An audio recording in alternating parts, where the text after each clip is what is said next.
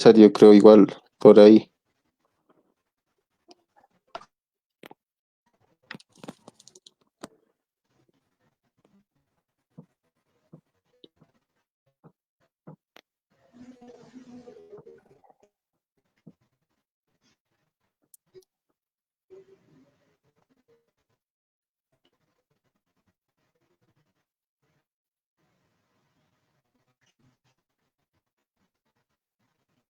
Muy buenas tardes, a nombre del Instituto de Investigación y Posgrado de Carrera Social. Damos la bienvenida a estas virtuales. Yo una gruesa que no puedo participar más. El día de hoy estamos con un especial invitado que es docente de investigación, interacción social y posgrado de la en exposición, y contamos también con la participación de Ana, quien entonces estás por favor, Edwin, muy buenas gracias por participar.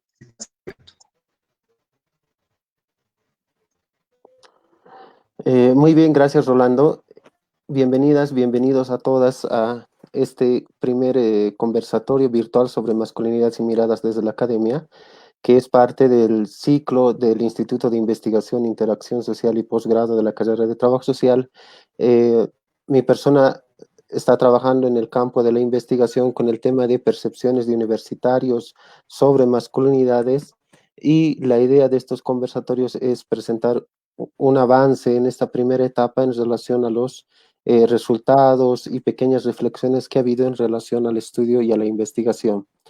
Entonces quiero compartir algunas ideas con ustedes y voy a compartir la pantalla para que ustedes puedan, eh,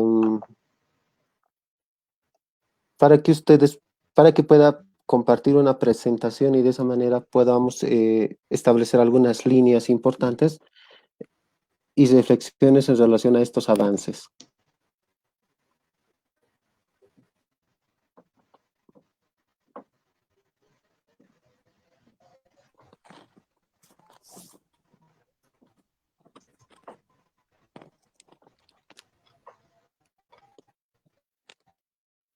Muy bien,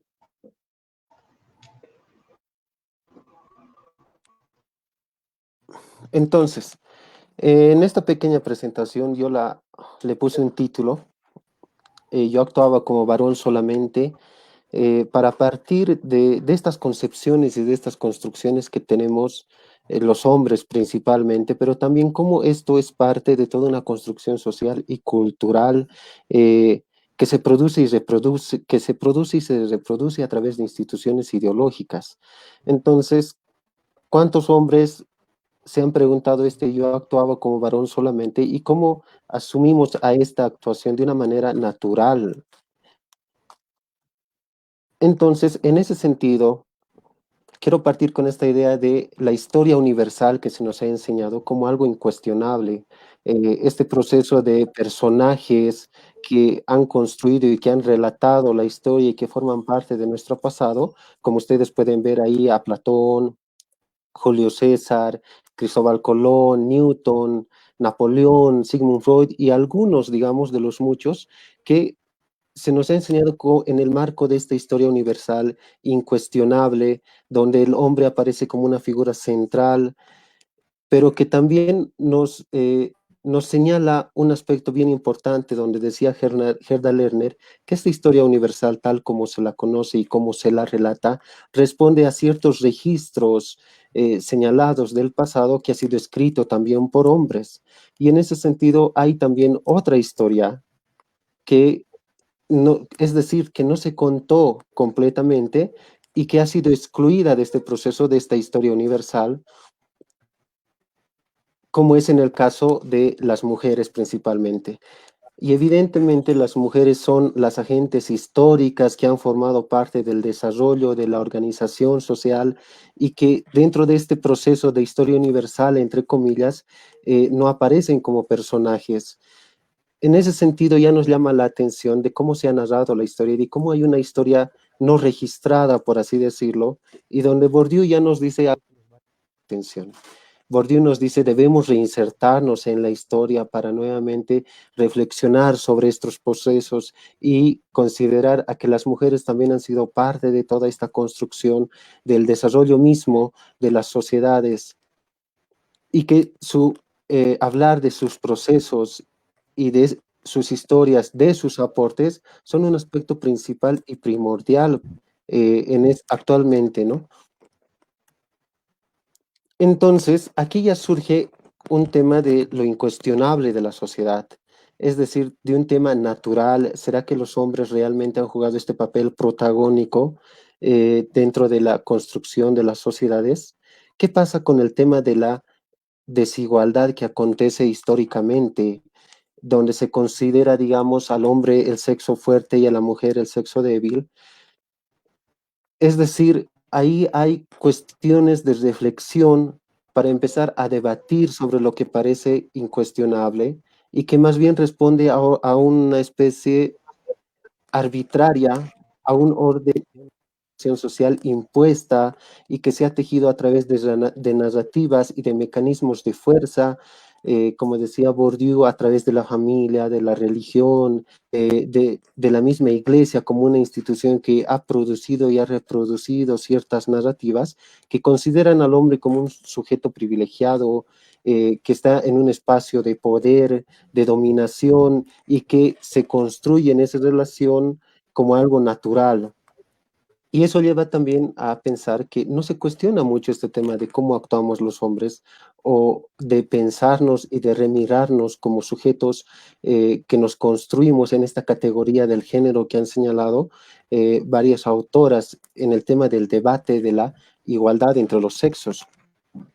Y es que les colocaba estos pequeños recuadros porque en esta construcción Gerda Lerner nos dice que hay un enfoque tradicional de cómo se narra el mundo, donde aparece algo incuestionable, les decía, esta organización social donde el hombre naturalmente y desde esa perspectiva tiene el poder y así debe ser, no debe cuestionarse. Y esto se sujeta también a un orden divino, digamos, ¿no?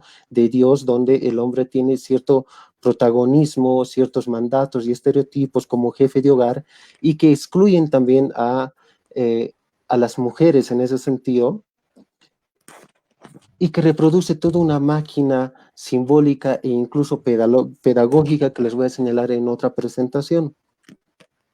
Pero en este sentido, apertura el debate en referencia a estas construcciones de estos sujetos y estas diferencias entre los sexos.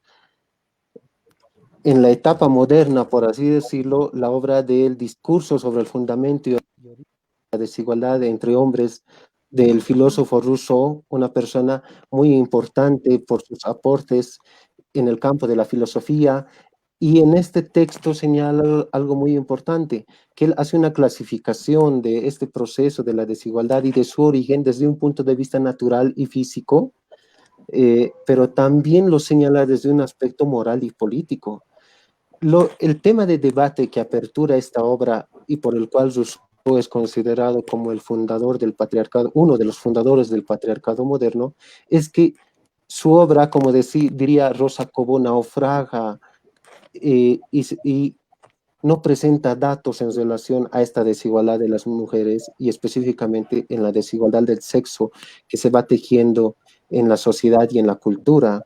Entonces es Mary Wollstonecraft en 1792 con su obra de la Vindicación de los Derechos de la Mujer, que va a empezar a señalar la desigualdad, la jerarquía y la subalternidad que viven las mujeres en relación a los hombres, que no lo mencionaron los filósofos, y cómo esta obra va a aperturar toda una posición política de aporte para empezar a repensar estas construcciones y ahí es donde se considera que el patriarcado es una creación, que aparece una perspectiva de crítica a este sistema, donde Gerda Lerner nos va a señalar que somos sujetos históricamente construidos, con toda una herencia cultural y social que consideramos supuestamente natural, pero que debemos empezar a cuestionarla, debatirla. Y en ese sentido también la categoría de género que considera la construcción de mandatos y estereotipos, de guiones en la sociedad de cómo deben ser los hombres y cómo deben ser las mujeres, lanzan ciertas posturas que debemos, que nos permiten ir construyendo este debate, y ahí es donde surgen ya obras en relación al estudio de los hombres, es decir, a esta construcción masculina. Ahí tenemos a Steven Goldberg, la inevitabilidad del patriarcado, después la nueva masculinidad que se hablaba de Moore y Gillett, el hacerse hombre de Gilmore, y posteriormente las obras de Michel Kaufman en estas experiencias contradictorias del poder entre los hombres, pero también otras que vienen de la línea de las teorías feministas como Marcela Lagarde, Simone de Beauvoir, donde nos habla que no se nace mujer, sino se aprende a hacerlo, se construye, y en ese sentido también los hombres y este sujeto masculino se construye a través de ciertos mandatos socioculturales, que va aprendiendo desde su socialización y desde la identificación de su sexo, que es un aspecto central e importante de cómo se establece a partir del sexo la diferenciación sexual. Entonces ahí es donde viene esta parte que también nos señala Bourdieu, el patriarcado como una máquina simbólica, como esa forma de construir cuerpos sexuados y a partir del sexo diferenciar, y además la forma en cómo se construye un ser masculino en contradicción a lo femenino. Y ahí es donde el sistema, el patriarcado, necesita de ciertas estrategias, de ciertas fuerzas, de ciertos mecanismos para producirse y reproducirse, y en donde aparece esta construcción de la masculinidad hegemónica y de este sujeto masculino que en su sexo, desde su proceso de su desarrollo como niño, como adolescente, como joven, como adulto, no basta con que sea hombre o esté adscrito ya a esta identificación masculina, sino que debe continuamente mostrar, demostrar, debe señalar que es hombre. Y el tema es que en este proceso se configura el tema de la violencia como un actor que no mucho se menciona y que no mucho se reconoce entre los hombres, porque como les decía al inicio, lo masculino está asociado a este efecto natural, a esta superioridad y privilegio que el sistema te entrega o te otorga, pero que no llegamos a remirarnos como sujetos y que damos por hecho la normalidad de la vida. Y en este sentido, ahí aparecen los mandatos de este sujeto masculino para llegar a ser verdadero hombre. Es decir, no solamente basta con ser, sino que la sociedad continuamente te insiste, coacciona para que se construya y se cumpla la masculinidad hegemónica, porque el patriarcado favorece esta condición masculina que ya se había hablado y que las feministas y las teorías feministas en sus distintas obras lo presentan como un factor de crítica y de debate de los privilegios y de la desigualdad que existe entre los sexos. Entonces, esta masculinidad hegemónica se configura como una caja que debemos cumplir, que aprisiona a los actores, y a la misma vez también hay una feminidad hegemónica, que desde este punto de vista son mandatos que producen y van a reproducir, pero que también van a sostener el sistema y el patriarcado y la cultura machista que la alimenta. Entonces, para esta construcción, llegar a ser verdadero hombre, entra estos pilares fundamentales de la masculinidad hegemónica como la misoginia, el sexismo, la homofobia, la heterosexualidad como un factor de la heteronormatividad de la vida entre hombre y mujer en ese contrato sexual que señalaban otras autoras como Carol Pateman, pero también ahí entran sus mandatos como el ser autosuficiente, el procrear, el ser protector y el ser proveedor. La consigna ahí es ser verdadero hombre, pero no queda claro qué es ser verdadero hombre, o qué es ser más hombre, o qué es ser bien hombre. Entonces son guiones inacabados donde en esas contradicciones, como existe el poder y el dolor. El tema es que entre los hombres no se visibiliza esa violencia como un hecho que afecta, sino se ve a la violencia como un efecto y como un acto que reivindica el ser hombre. Mientras más has sufrido, supuestamente eres más verdadero hombre, eres mejor hombre, y es algo que continuamente se afianza en sociedad, con otros hombres, con el código masculino, con la máscara de la masculinidad que actúa socialmente en todas estas instituciones también que ejercen influencia para estas construcciones. Entonces, aquí me detengo un poco a señalar que en este actuar como varón solamente es la pregunta de la masculinidad o las masculinidades como tal.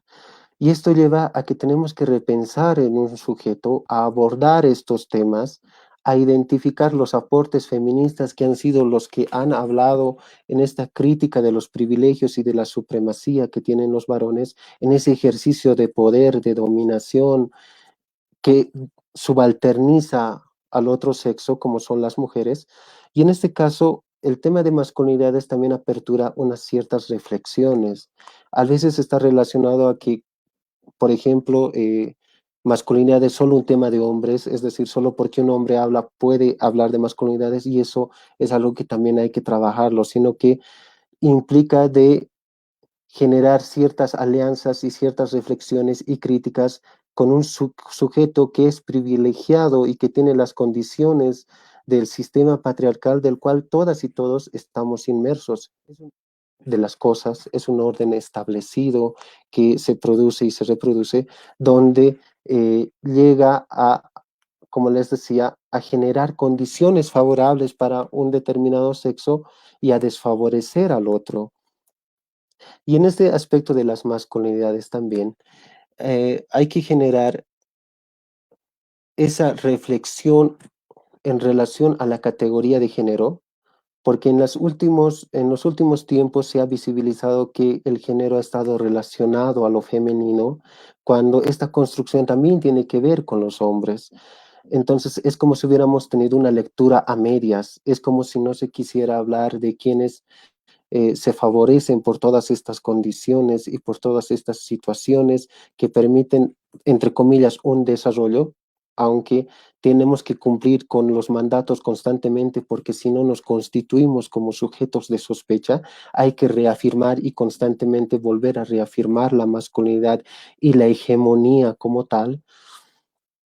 Y eso nos lleva a pensar, a repensar esta categoría de género y a ponernos a cuestionar este tema de los hombres y a relacionar desde los estudios de estas construcciones sociales y culturales, pero también a generar reflexiones en los propios hombres, que es algo que no mucho nos preguntamos y damos, como les decía, por natural la situación y los privilegios que tenemos, pero tenemos que empezar a establecer esa crítica que decía Herdan Lerner desde una postura de construcción, de deconstrucción de los procesos que estamos viviendo. Eso es lo que yo brevemente quería compartirles en esta relación de la historia, cómo se ha dado, algunos cortes que ha habido y cómo también desde estas posturas feministas se ha empezado a hablar de estas categorías y de los privilegios entre los hombres.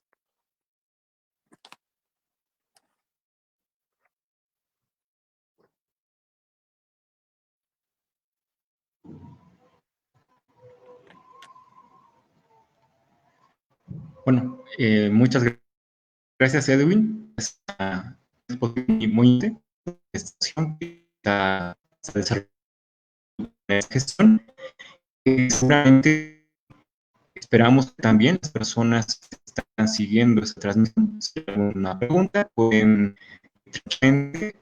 hacer las mismas mediante los comentarios de la transmisión en vivo.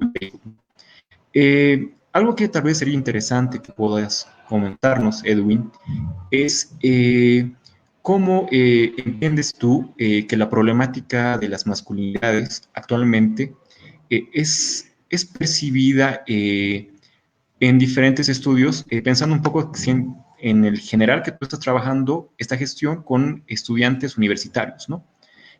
¿Cómo tú has visto este tema? Si se puede por lo menos hacer un balance tal vez a priori, cómo se va proyectando en el contexto de los espacios educativos en general, ¿no? Ya. Yo creo, considerando los avances que está teniendo la investigación y precisamente era parte importante abordarlos desde un proceso investigativo, desde cómo en la academia se están generando en este momento como alternativa otras propuestas en relación a la masculinidad, porque consideramos que el sistema no es estático, el patriarcado también se flexibiliza, también muta, nos decían algunas autoras, en el sentido de que se acomoda a ciertos procesos para producir y reproducirse.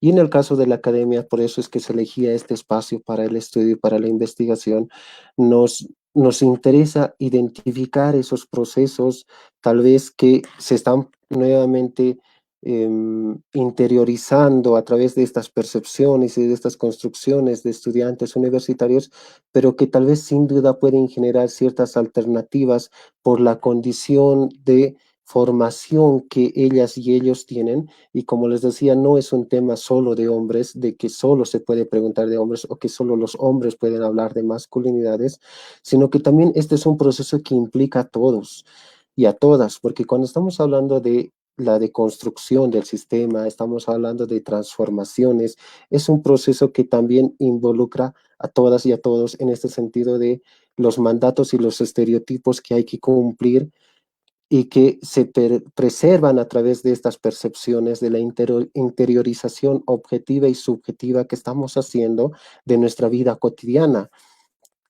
Porque a veces pareciera que el patriarcado, la desigualdad, son temas bien mencionados, abstracciones, categorías, pero nos olvidamos que en la vida cotidiana se llevan en acción a través de los propios comentarios, chistes, de nuestro propio actuar como sujetos en el escenario social. Entonces, por eso es importante asumir y repensar la postura y fortalecer el tema de la categoría de género desde el análisis, pero también empezar a estudiar estos espacios de poder y de los privilegios que tiene, digamos, el sujeto masculino.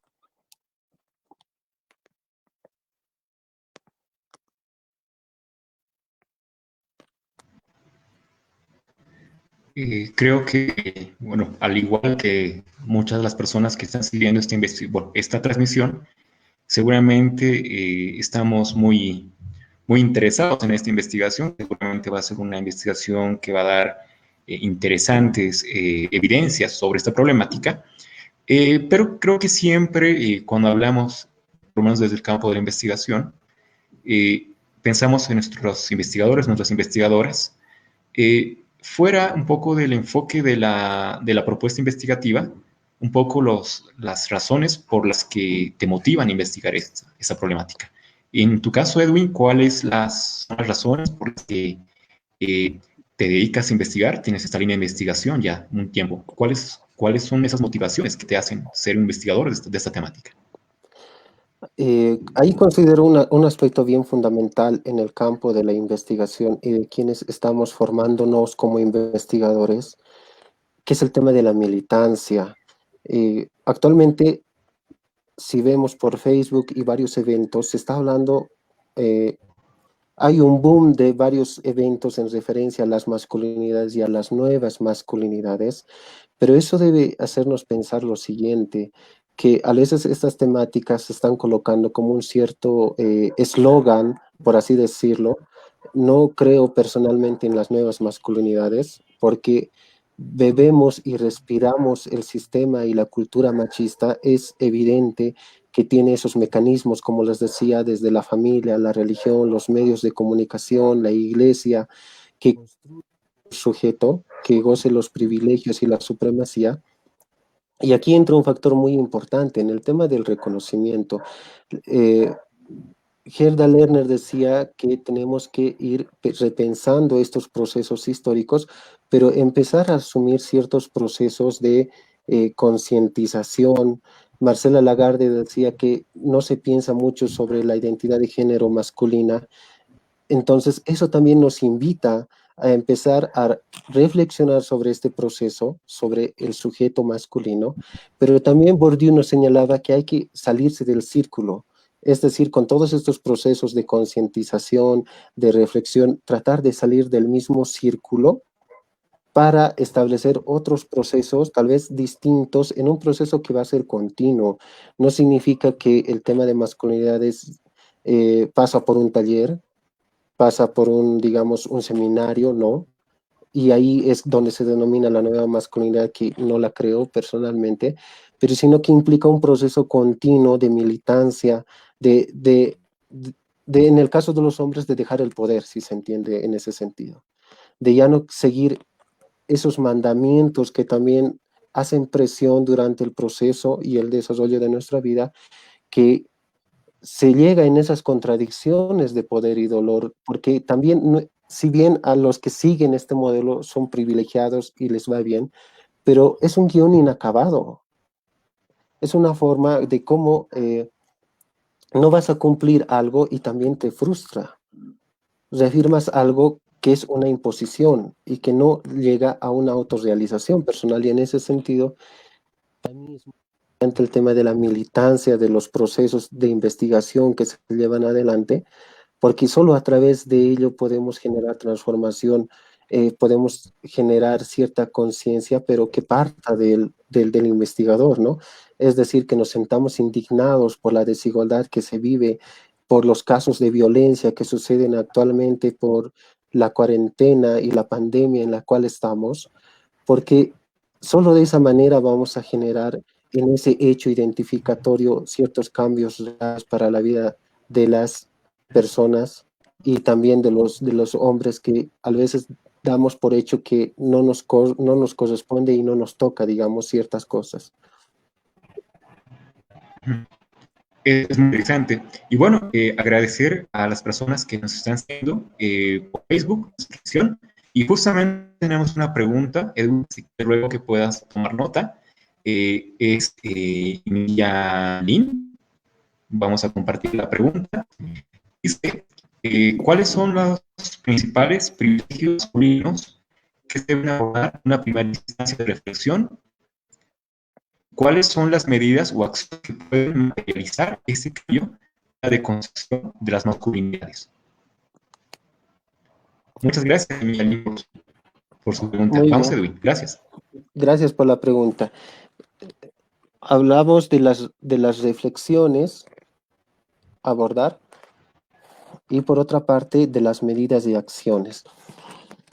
Bueno, cuando hablamos de estos privilegios masculinos, estamos considerando que desde, como les decía, desde esta construcción de la masculinidad, de este debes ser hombre, de este debes ser verdaderamente hombre, ya se tiene ciertos privilegios. Es decir, desde que se nace y se identifica desde el vientre a este sujeto masculino o a la mujer, ya, si se dan de cuenta, hay todo un trabajo de género, de disciplinamiento de nuestros cuerpos que hacen a este sujeto privilegiado. Es decir, en el color de la ropa, en los juguetes que va a tener, en los espacios que puede señalar. Y es lo que decía también, pues, Rousseau, retomando a Rousseau y lo que les planteaba del texto que él publicó, él reconocía a los hombres en ese aspecto como seres de razón, como seres pensadores, públicos. Entonces, pero la mujer era relacionada a un espacio doméstico, como una sujeta que no podía aportar, que no tenía participación política y que por tanto no era ciudadana. Entonces, ahí es donde se empiezan los privilegios masculinos, desde la identificación del vientre, desde los espacios, desde la toma de decisiones que se le entrega, desde el ser jefe de autoridad en los espacios que está. Por eso decía Bourdieu, son cuerpos sexuados los cuales se van disciplinando y tienen toda una carga de mensajes, de códigos a través de los cuales asumimos e interiorizamos. Es por eso que al inicio de la presentación parece que los hombres no cuestionamos, ¿no? Solo actuamos siendo hombres o siendo varones, pero no hemos llegado a esos procesos de reconocer hasta nuestro propio cuerpo. Entonces ahí es donde parten los privilegios masculinos. Se nos ha quitado incluso ese sentido de emociones, de afectividades, donde el hombre debe ser fuerte y la mujer débil, ¿no? La mujer puede ser un sujeto de pero el hombre no. El hombre no puede mostrar esas afectividades con los otros. Entonces ahí es donde se teje este discurso perverso y de narración que si bien te otorga en un espacio de privilegio, pero también es frágil. La masculinidad es sumamente frágil porque también debe reafirmarse constantemente. Un aspecto importante para abordar, según la pregunta que se hacía, ¿qué acciones debemos tomar? Yo creo que debemos partir de ese cotidiano. Cuando estamos hablando de la desigualdad, del patriarcado, que sí nos dan muchos insumos de crítica, de debate, también de propuestas, también lo cotidiano es un aspecto fundamental y este tema de las contradicciones del poder también se evidencia en lo cotidiano, donde los hombres sentimos ese poder y ese dolor, porque estamos continuamente tratando de establecer relaciones de poder. Los hombres no solamente establecen relaciones de poder y de violencia contra las mujeres, sino que también la establecemos entre nosotros y con nosotros mismos. Esto también es intergeneracional. El hombre adulto también ejerce cierto poder y dominio en relación al hombre joven y también al hombre niño. Y las investigaciones y algunos avances que ha habido, específicamente, por ejemplo, en el caso boliviano del SISTAC, es que estos cambios y estas acciones deben partir de esa identificación de estos procesos a través de los costos y las consecuencias de la masculinidad. Porque también todos estos procesos y cumplir este mandato tiene sus costos y sus consecuencias. Si una persona es bastante, digamos, misógena, en su actuar, en sus propias prácticas cotidianas con su propia familia, una consecuencia puede ser la soledad, el quedarse solo. Y esos son factores que afectan a, a un individuo, ¿no? A su relación, a su socialización y al espacio donde se desarrolla. Y como las otras características de la masculinidad hegemónica también tienen sus costos y sus efectos. Y es ahí donde esos factores deberían servir para identificar que todo hombre también en su construcción ha sufrido estas violencias, porque si entras a esta reproducción de esta caja de la masculinidad, la violencia está en acción. Sales de esta caja de masculinidad para no cumplir estos mandatos, también la violencia es parte porque las instituciones y la misma sociedad ejerce coacción. Es en ambas partes. Entonces, por eso es un modelo que tampoco logramos alcanzar y que también nos genera ciertas cicatrices en el proceso de nuestra construcción como hombres. Muchas gracias, Edwin.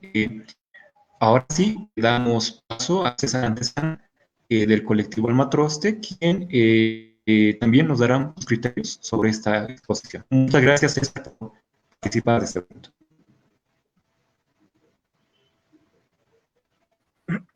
Hola, ¿cómo están? Un gusto. Gracias, Kevin, solo probaba el micrófono. Buenas tardes, que me siento muy alegre, pues les agradezco la invitación para poder conversar. Estoy feliz de estar en esta conversa con Edwin, con todas las personas, de intercambiar algunas cosillas sobre estos temas que nos ocupan. Entonces, voy a empezar. Otra vez, gracias. Mi interés esta tarde, digamos, estos minutos que podemos compartir, es solo plantearles un par de cosas que podamos a partir de ellas, a partir de todo lo que ha dicho muy acertadamente Edwin hace un momento, interactuar con todos y todas las que nos siguen ahora, ¿no? A ver. Juan Pablo Sutherland es un autor muy querido, ¿no? Muy querido por mí. Reflexiona en que la teoría queer, ¿ya? Es una lucha constante contra cualquier noción de esencia. La militancia que yo ostento, digamos, algo humildemente en creer, ¿no? Viene pelado, ¿no? Por la teoría queer, por el feminismo queer, ¿ya? Entonces, voy a comentarles, voy a intervenir ahora desde ahí. Este feminismo queer, ¿no? Al que me escribo, digo yo, resulta como una constante puesta en duda de todo lo que hacemos, decimos y somos, ¿no? Porque es una mirada de sospecha sobre cualquier noción de esencialidad, ¿ya? Esto personalmente me fascina, ¿no? Porque si bien los feminismos de los que coincido con Edwin deviene lo más interesante que puede pasar en torno también al discurso de las masculinidades, trabajan mucho antes ya la idea del género como construcción cultural, ¿no? Como todo esto que con citas así necesarias nos ha comentado Edwin. La teoría queer pone además en cuestión nociones que se tenían por sobreentendidas y preexistentes, incluso en esos discursos. Por ejemplo, el sexo biológico y el cuerpo. Esta radicalidad, digamos, de lo queer, a mí me sobrecoge, ¿no? Me emociona profundamente. Porque si todo es producto, digamos, de una invención cultural, no, una invención, ¿no? De una convención cultural, entonces, pues todo es susceptible de ser destruido.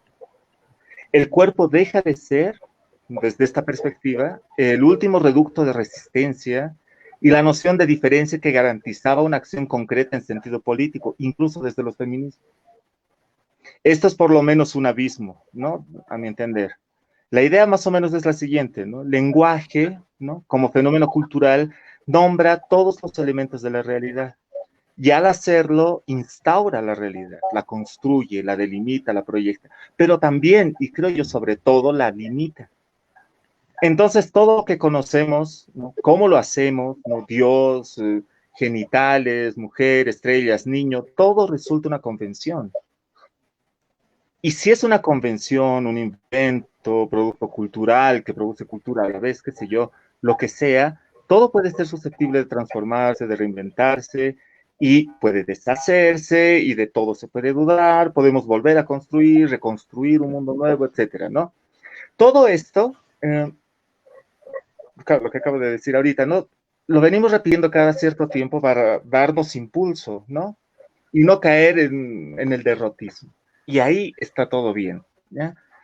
Pero ante la evidencia de que podemos transformarlo todo, digamos, ¿no?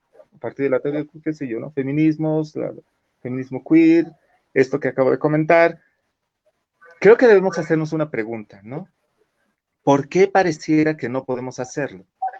Y no estoy esperando, digamos, no, yo responder, no sé que entre ustedes, ¿no?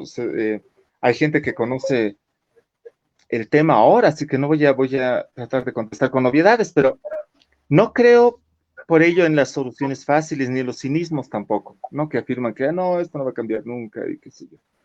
Me parece que no resulta ocioso plantearse el tema, ¿no? Esta pregunta, ¿no? ¿Por qué pareciera que cada vez es más difícil cambiarlo, no transformarlo? Esto que dice Edwin, ¿no? Que los varones se aferran a los privilegios que tienen, que tenemos, etcétera. ¿Por qué sigue tan necesaria la pregunta ahora, ¿no? Creo sinceramente que estamos en medio de un cambio de época, ¿no? Esto que estamos viviendo ahora, ¿no? 60 para aquí, digamos, un poco antes. Porque me parece, nos veo a todos y todas aquí como una bisagra, en un sentido de que aún, ¿no? Se nos está haciendo tan difícil transformar estas masculinidades hegemónicas, tradicionales, nuestros machismos, ¿no? El patriarcado, etcétera, ¿ya? Porque todavía están funcionando, porque todavía son funcionales como acuerdos, como pactos, ¿no?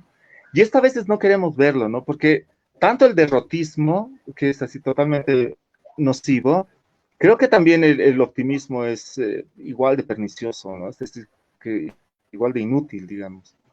Entonces, no queremos darnos cuenta que realmente en algún momento estas convenciones, ¿no? Estos tratos, digamos, entre comillas, ¿no? Este contrato sexual del que comentaba Edwin hace un momento, aún funciona. Pero ahora, ¿por qué funciona? ¿Ya? Funciona porque esto es lo que intuyo yo, ¿no? Ahí podemos discutir, destruirnos y... Yo creo que en el fondo funciona porque las situaciones que provocaron su conformación histórica, ¿no? La que provoca la conformación histórica del patriarcado, digamos, ¿no? En general, aún están presentes de uno u otro modo en nuestras propias historias actuales, en nuestras sociedades hoy. Solo por mencionar un par de cosas, ¿no? La guerra, la presión demográfica, la constante amenaza de una crisis ecológica, etcétera. Todo esto, agravado por el sistema capitalista, ¿no? Solo por dar unos ejemplos, aún asolan nuestra humanidad hoy de forma, por decirlo de alguna manera, eficientemente. Aún son temas, ¿no? Y en esto yo estoy siguiendo a la antropología cultural de, por ejemplo, Marvin Harris, aún son temas que no hemos resuelto, ¿no? Y que en algún momento han sido históricamente la posibilidad concreta de la irrupción, la invención, digamos, ¿no? Del patriarcado, ¿no? De la supremacía de lo masculino sobre lo femenino.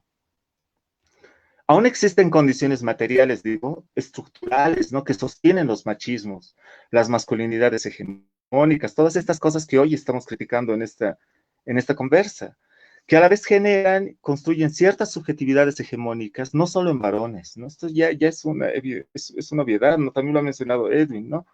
También en las mujeres, en todos los seres que intervenimos en la construcción de estas sociedades, ¿no? Porque todos y todas las construimos, ¿no?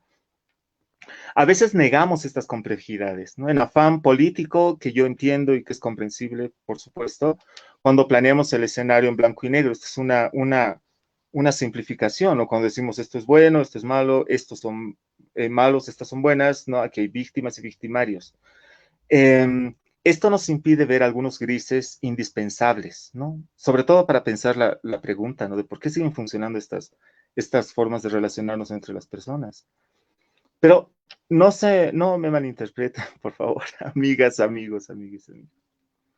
No estoy negando las cifras horrorosas que estos últimos días han estado corriendo en los periódicos locales acerca de la insoportable violencia de género, digámosle, ¿no? Pero esta violencia machista, insoportable, ¿no? Censuro, por supuesto, reniego de toda esta violencia que resulta aparentemente irracional, pero que en el fondo sabemos que no es irracional. Es el resultado de una determinada conformación histórica que nos empeñamos en seguir sosteniendo ahora. Y que como pareciera que no queremos ver, entonces por eso nos cuesta aún más, ¿no? Y las frustraciones están a la vuelta de la esquina, entonces. Hay como unas, digo yo, ¿no? Bueno, hay como unas partículas elementales en el fondo de este asunto. Partículas que parece que no pudiésemos ver, ¿no? Que no se nos ocurre ni siquiera cuestionar, ni siquiera imaginar que se pueden transformar. Por ejemplo, ¿no? Siguiendo siempre en esta lectura, esta mirada antropológica, ¿no? De Harris, de la antropología cultural. El ejército, por ejemplo. La existencia misma del ejército. En este país, en otros países, ¿no? La guerra, ¿no? Las invasiones, las guerras de baja intensidad, la política imperialista de los países, digamos, que tienen hegemonía mundial en el capitalismo, escenarios como yo en Palestina, qué sé yo, países africanos, Venezuela, etcétera. Todo ese rollo que ustedes ya se imaginan y que conocen probablemente mejor que yo, se entretejen con otros temas como la pobreza, ¿no?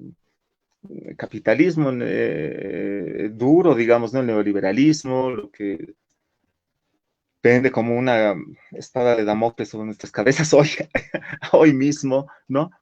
Todo lo anterior, todas estas cosas todos estos elementos que estoy mencionando, sostienen una determinada relación entre las personas.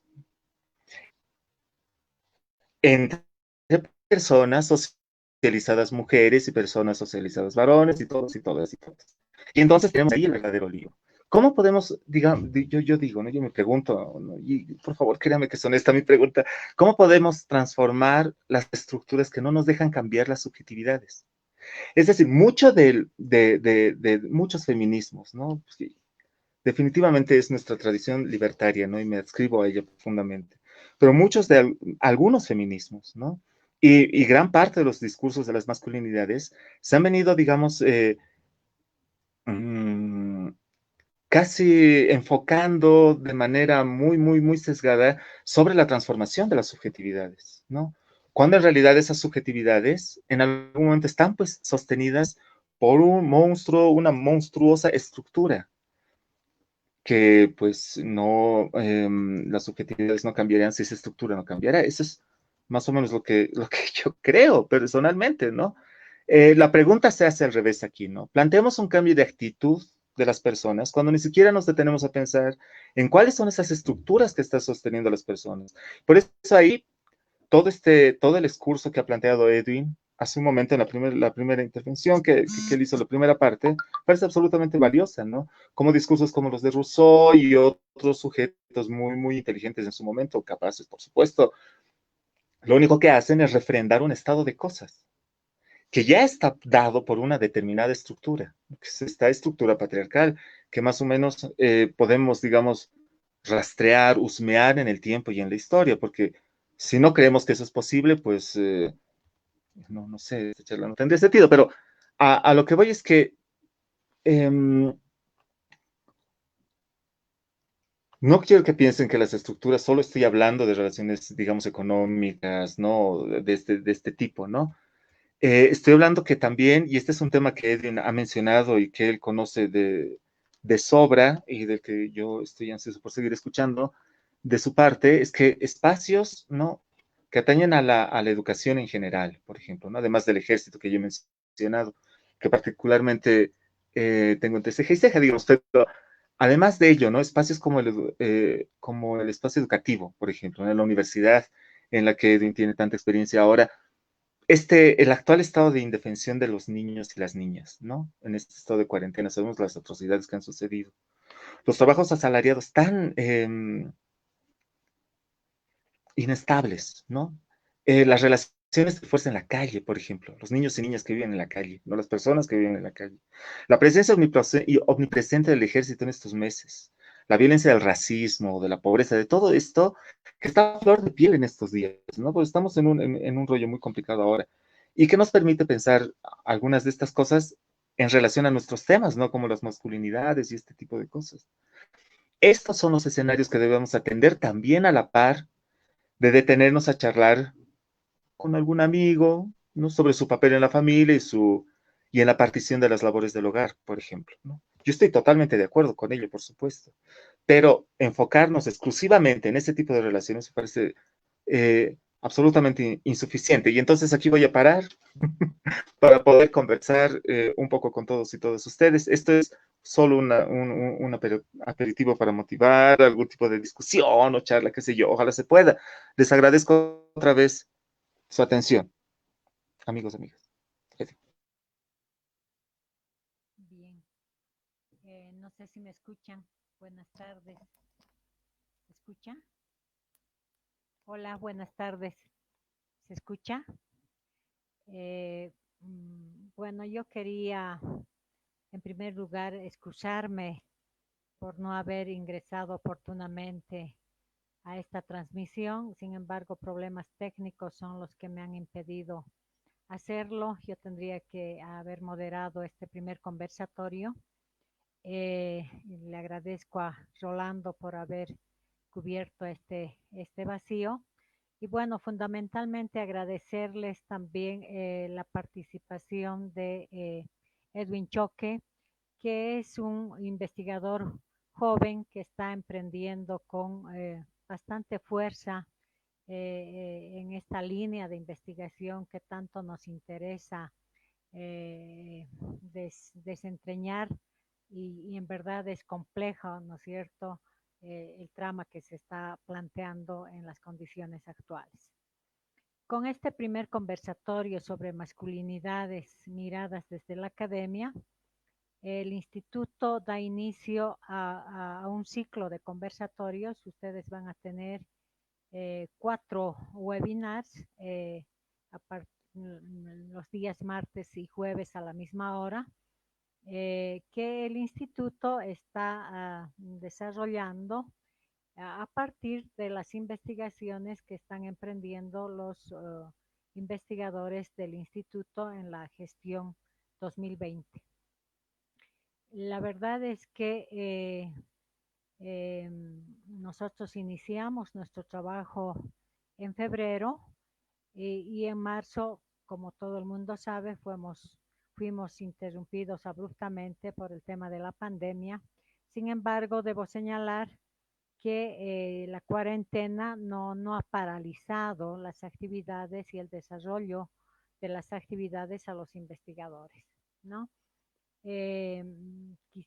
Quisiéramos motivar la participación, motivar el análisis, la reflexión de todos los que están siguiendo las actividades del instituto y particularmente la reflexión sobre el tema que hoy se ha desarrollado, y estamos abiertos y prestos, ¿no es cierto?, a una reflexión abierta, crítica, autocrítica y desde diferentes miradas. La verdad que el tema no es simple en su abordaje, y entonces aperturamos todas las posibilidades para ir no solo complejizando el análisis, sino viendo desde múltiples dimensiones, ¿no? Quisiera yo pasar la palabra a Edwin para ver si se hace un esfuerzo de síntesis de los avances puntuales, en qué puntos se ha avanzado, cuáles son las dificultades para seguir señalando o apuntando aquello que nos interesa en el tema que hoy se expone. Muchas gracias. Bien.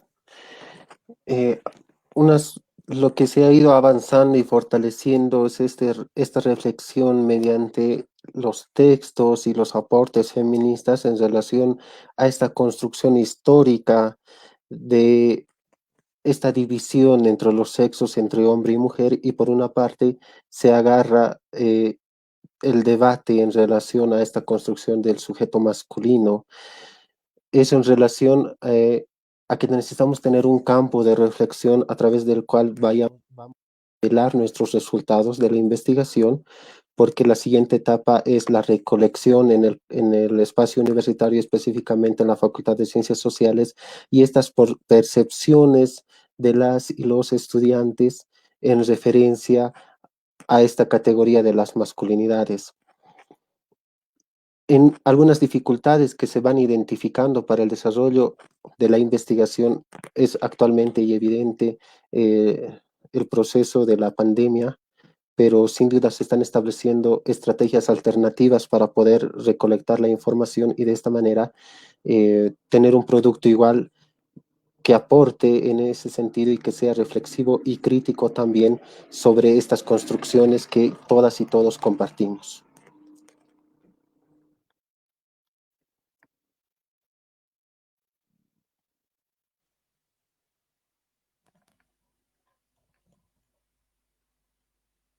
Rolando, ¿no? Tú sigues moderando, por favor. Yo ya estoy. Rolando, si puedes concluir o corresponde todavía argumentar a César. Le vamos a invitar a César para todavía complementar. Sin duda, este es un inicio de reflexión, todavía hay mucho que avanzar. Sin embargo, César, te escuchamos y nuevamente agradecer tu participación. No, muchas gracias, muchas gracias. Yo coincido contigo, ¿no? Sobre la complejidad del tema, ¿no? Si realmente se planteara la posibilidad, ¿no? De transformar la realidad, el mundo, nuestras relaciones, qué sé yo, ¿no? Necesitamos miradas muy ambiciosas, pues sobre todo miradas muy plurales, ¿no? Desde muchos espacios, desde muchos lugares, desde muchos puntos de vista, desde muchos cuerpos, ¿no? Eso a mí me gusta, ¿no? Esa posibilidad de diversidad. A mí me encanta haber escuchado con la primera vez que escuché, que charlé con Edwin, perdón, y me comentaba de esta investigación que ahora se está compartiendo, ¿no? En estas conversas y en las que vendrán luego. Me pone muy, muy, muy de buen humor, ¿no? Porque en realidad, claro, hay como un agotamiento, siento yo, no es mi mirada, por supuesto. Sospecha, digamos, sobre ciertos discursos académicos en el norte, ¿no? Siento yo, sean anquilosados, ¿sí? Es un riesgo que corre siempre la reflexión académica. Sin embargo, es un riesgo que uno puede sobrellevar. Pero aquí en la UNSA, ¿no? La maravillosa UNSA, que me encanta tanto, o la, en general, se torna indispensable. Eh, eh, feminista.